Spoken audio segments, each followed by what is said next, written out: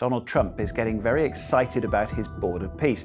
He says it could solve many of the world's problems. But what is it, who'll be on it, and what will it do? This board has the chance to be one of the most consequential bodies ever created.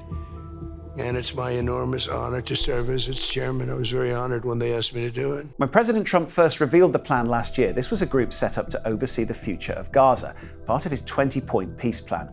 So Tony Blair joined the executive board, along with Trump's son-in-law and advisor Jared Kushner, and the US Secretary of State Marco Rubio. And this idea was approved by the UN Security Council, but only in relation to Gaza. And Donald Trump sees this as an organization which can solve other conflicts around the world. We're going to be very successful in Gaza.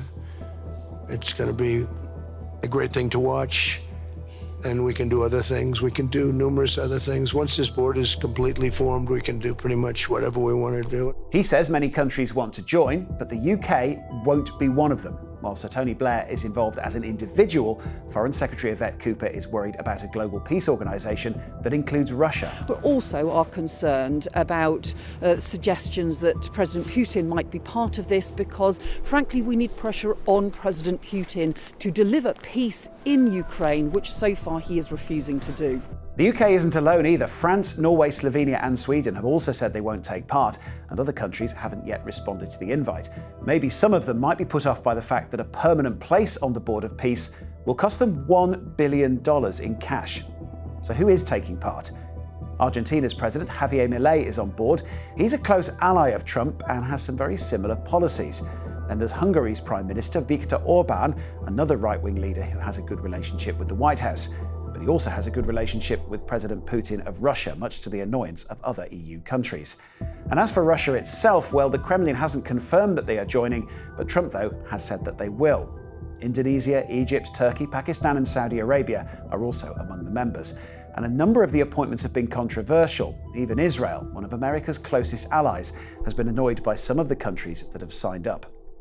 Now, it's worth for a moment taking a look at the United Nations. After all, this is the organisation traditionally tasked with settling international disputes.